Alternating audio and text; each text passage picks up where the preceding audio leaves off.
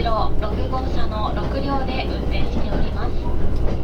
自由席車両は前より2号車と3号車、指定席車両は1号車の後ろよりと4号車から6号車、普通車グリーン席は一番前の車両1号車です。お手持ちの乗車券のほか特急券をご用意ください。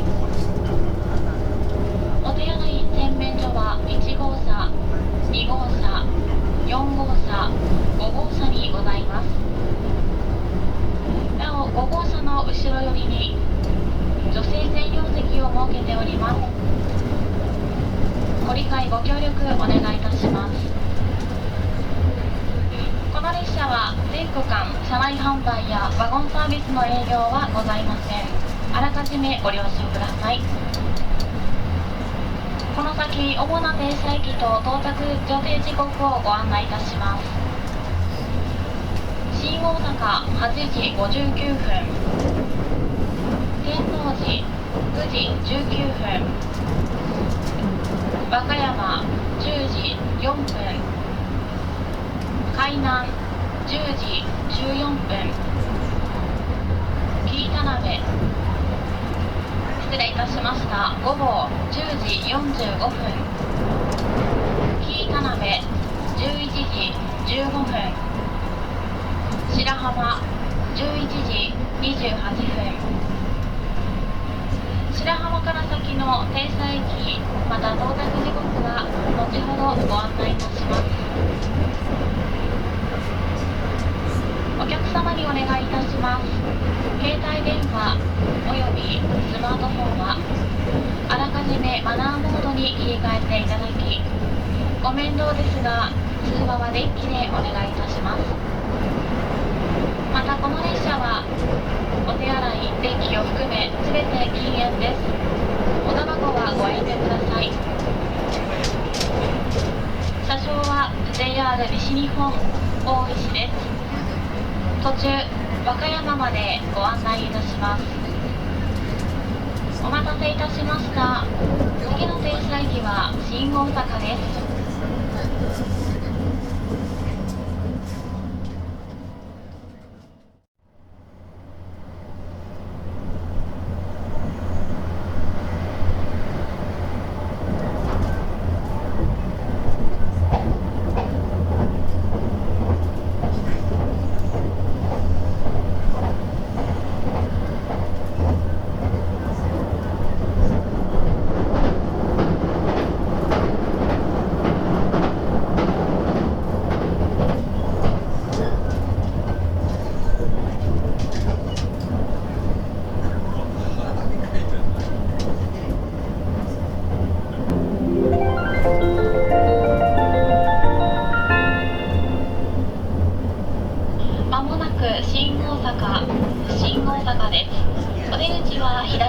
11番乗り場に着きます。